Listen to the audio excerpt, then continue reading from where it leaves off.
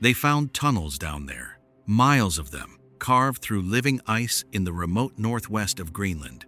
And for years, the people who built them told the world it was all just science. In 1959, the United States Army began constructing something that had never existed before: a fully operational military base buried beneath the Greenland ice sheet, not carved into rock, not anchored in frozen earth, built inside the ice itself.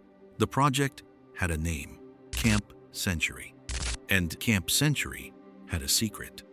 The cover story was elegant in its simplicity. Camp Century was a research station.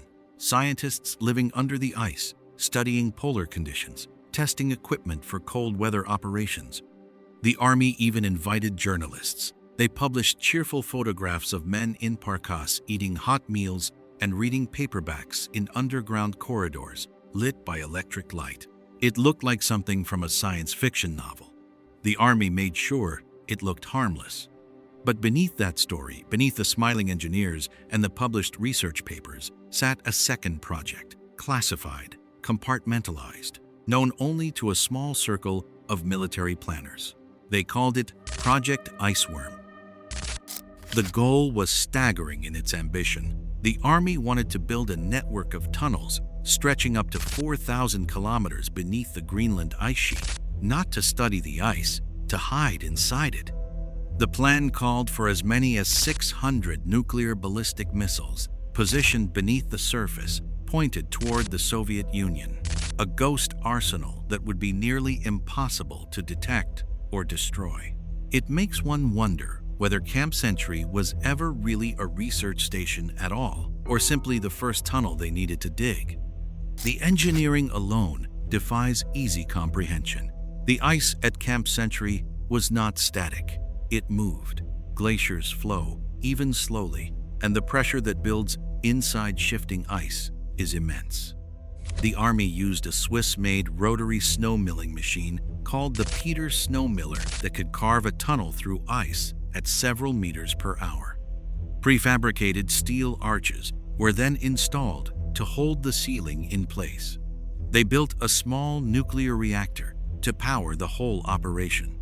No mortar, no cement, no permanent foundation, just steel, ice, and audacity. At its peak, Camp Century housed around 200 personnel. There were sleeping quarters, a mess hall, a barber shop, even a small chapel. The men who lived there described a strange kind of peace. The ice muffled sound. The temperature was a constant -10 Celsius.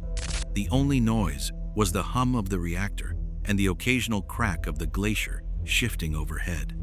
Some described it as oddly calming. Others described it as quietly terrifying. But the ice had its own plans. Within just a few years of construction, the pressure of the glacier began to deform the tunnels. Walls buckled, ceilings dropped. The geometry of the structure, so precisely engineered, began to warp under forces the planners had underestimated.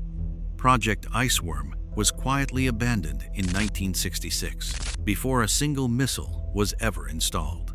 Camp Century was formally decommissioned in 1967.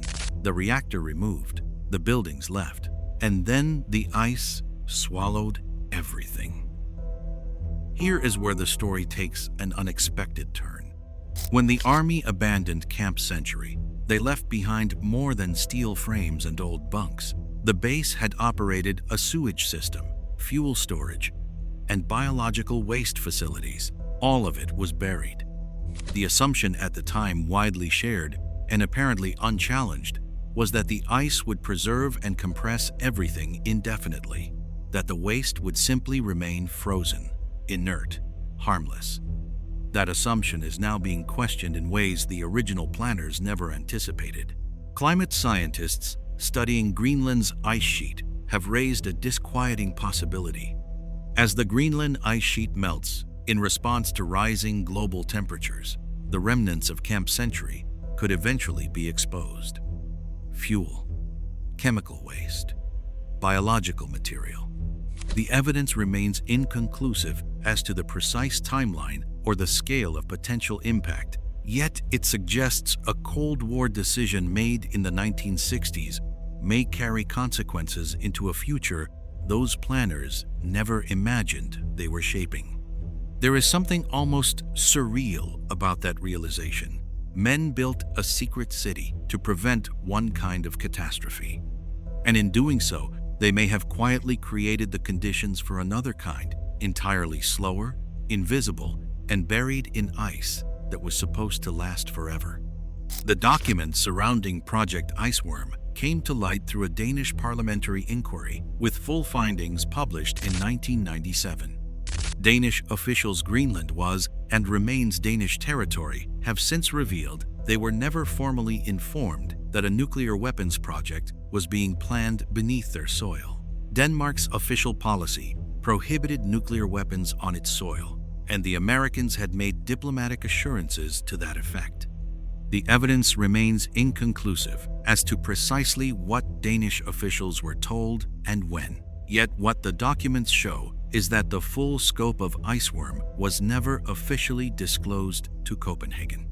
This leads us to a startling conclusion that sits quietly in the margins of this story. Camp Century was not simply a Cold War experiment. It was, in a very deliberate sense, a diplomatic fiction. A project designed to look like one thing while being another, and the ice, that vast, indifferent, slowly shifting mass of frozen water, was the perfect accomplice. Camp Century appears in history books occasionally. Project Iceworm appears far less often. The miles of planned tunnels were never built. The missiles were never placed. The secret city that was supposed to reshape the balance of nuclear power simply ceased to exist, at least the parts that were visible. The rest is still down there.